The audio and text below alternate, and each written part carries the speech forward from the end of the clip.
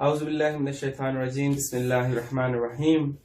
مومنین کرام، میں آج ایک ایسے موضوع کے ساتھ آپ کے سامنے حاضر ہوا ہوں جو کہ ایک معاشرے کا ایسا مسئلہ ہے جو ہر گھر سے منسلک ہے، ہر گھر اس سے وابستہ ہے، مگر کچھ لوگ ان مسائل کو پوچھتے ہیں اور کچھ لوگ جو ہے شرم کے مارے ان مسائل سے دوری اختیار کرتے ہیں، پھر انہی کی وجہ سے یہ دنیا اور آخرت دونوں میں خسارہ اٹھاتے ہیں۔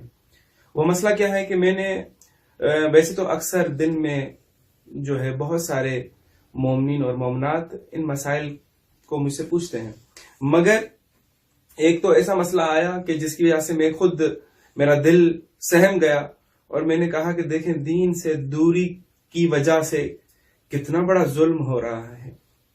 اور وہ سوال کیا تھا؟ وہ سوال یہ تھا کہ ایک خانم نے مجھے کال کی پاکستان سے، کہنے لگی کہ مولانا چونکہ میری ڈی این سی ہوئی اور ڈی این سی کے فوراً بعد مجھے بچہ ہو گیا، مطلب میں چلے میں تھی، چلہ جو ہے پاکستان میں 40 دن یا انڈیا میں 40 دن کا نام دیا جاتا ہے، جو کہ عورتیں خود اپنے آپ کو ان دینی احکام اور مسائل، نماز روزے سے دور جانے کی وجہ سے شاید استفادہ کرتی ہیں، مگر ایسا کچھ نہیں ہے۔ اسلام کے اندر جو ہے صرف میکسیمم ایک اولاد کے ہونے کے بعد یا ایک کیا کہیں کہ اپنا ڈی این سی ہونے کے بعد نفاس کا خون عورتوں سے خارج ہوتا ہے، جس کی میکسیمم جو ٹائمنگ ہے وہ 10 دن ہے۔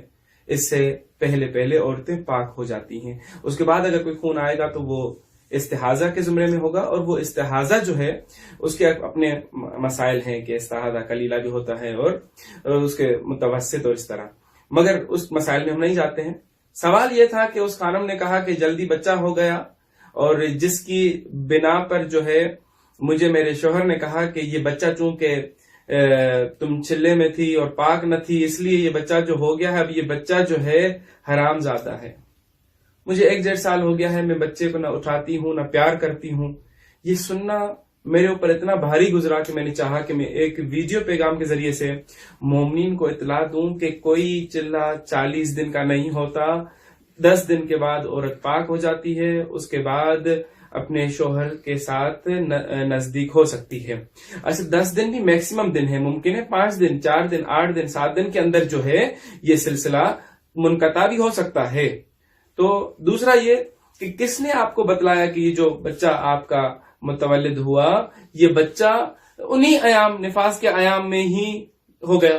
یہ تو کوئی ایسا سلسلہ نہیں ہے کہ انسان کو جیسے ہی بچہ اسپرم اور اوبم آپس میں ملے تو فوراً ایک بٹن لال لگا ہوا تھا وہ جل گیا کہ بھائی یہ جو ہے بچہ ہوا اس تاریخ کو۔ ایسا نہیں ہوتا، کسی کوئی اس کا علم نہیں ہے۔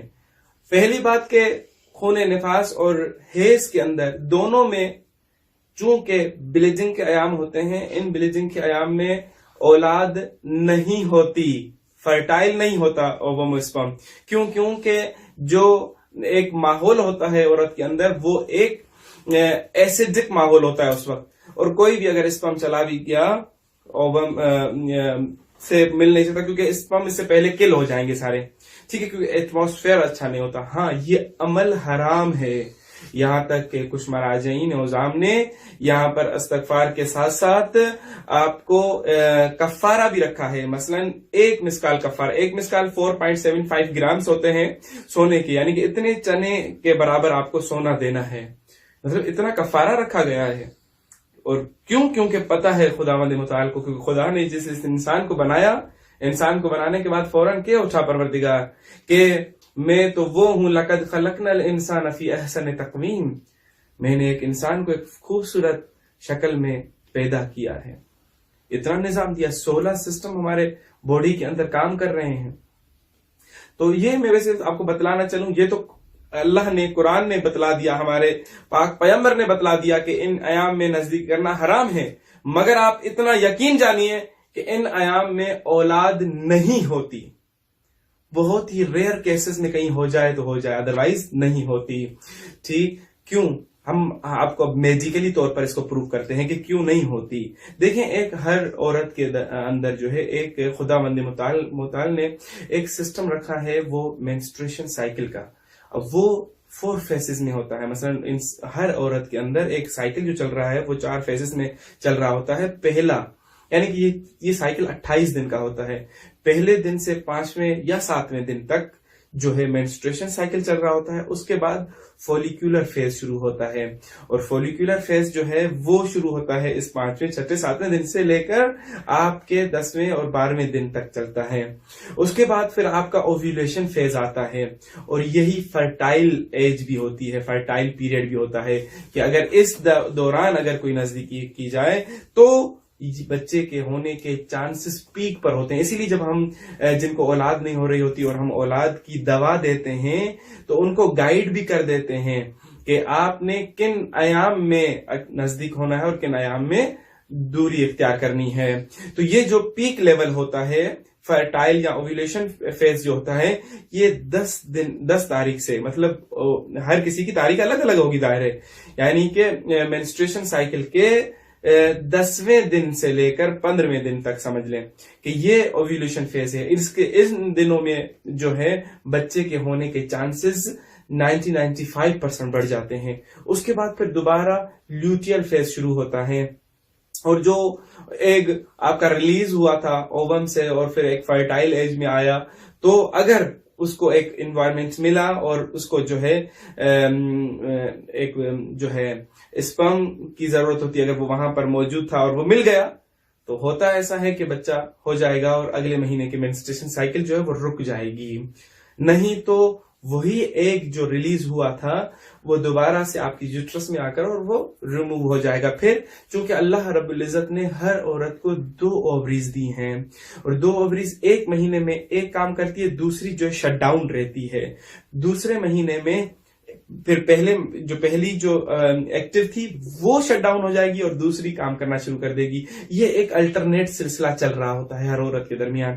تو جو یہ مینسٹریشن سائیکل ہے چونکہ انوائرمنٹ ایسیڈک ہے, بچہ اس وقت چونکہ اسپرم سکل ہو جاتے ہیں بچہ نہیں ہو سکتا. اور اگر بچہ مثلا ان دن ایام کے بعد ہوگا تو وہ جو بلیڈنگ یا کیپلریز کا جال یوٹرس کے اندر عورت کے جمع ہوا ہوتا ہے وہ بچے کو نورشمنٹ چاہیے, تو وہی بلڈ جو ہے بچے کے جو زائگوٹ بنتا ہے اس کو ضرورت پڑتی ہے. تو ایک نظام ہے, سلسلہ ہے. کوشش کروں گا خداوند متعال ہمیں توفیق عطا کریں گے کہ ہم دینی احکام کو اچھے طریقے سے سمجھ کر اور اس پر عمل پیرا ہوں گے. اور اکثر میرا یہ فریضہ ہے, میں جب بھی دوا دیتا ہوں تمام مومنین کو اسلامی احکام بھی ساتھ ساتھ بتلا دیتا ہوں تاکہ وہ کسی بھی مشکل کا شکار نہ ہوں. والسلام علیکم ورحمۃ اللہ وبرکاتہ.